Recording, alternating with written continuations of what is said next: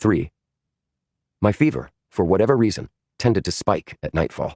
But after so long on my feet in the cold, it had begun to shoot up in ragged jumps that had the jerky quality of a heavy object being hauled by fits and starts up the side of a tall building, so that on the walk home I hardly understood why I was moving, or why I didn't fall down, or indeed how I was proceeding forward at all, a sort of groundless gliding unconsciousness that carried me high above myself on rainy canal side streets and up into disembodied lofts and drafts where I seemed to be looking down on myself from above. It had been a mistake not to get a cab back at the station.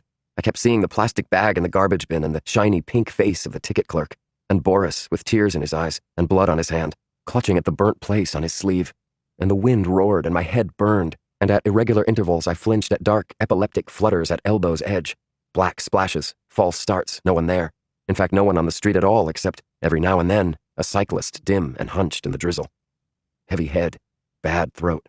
When, finally, I managed to flag down a cab on the street, I was only a few minutes from the hotel. The one good thing, when I got upstairs, bone-chilled and shaking, was that they'd cleaned the room and restocked the bar, which I'd drunk clear down to the Cointreau. I retrieved both mini bottles of gin and mixed them with hot water from the tap, and sat in the brocade chair by the window, glass dangling from my fingertips, watching the hours slide, barely awake, a half-dreaming state, solemn winter light tilting from wall to wall in parallelograms that slipped to the carpet and narrowed out until they faded out to nothing, and it was dinner time, and my stomach ached and my throat was raw with bile, and there I still sat, in the dark. It was nothing I hadn't thought of, plenty, and in far less taxing circumstances.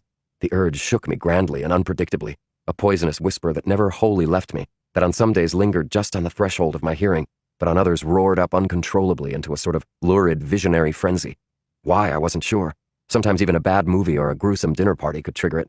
Short-term boredom and long-term pain, temporary panic and permanent desperation, striking all at once and flaring up in such an ashen, desolate light that I saw, really saw, looking back down the years and with all clear-headed and articulate despair, that the world and everything in it was intolerably and permanently fucked, and nothing had ever been good or okay. Unbearable claustrophobia of the soul, the windowless room, no way out, waves of shame and horror, leave me alone. My mother, dead on a marble floor. Stop it, muttering aloud to myself in elevators, in cabs. Leave me alone, I want to die.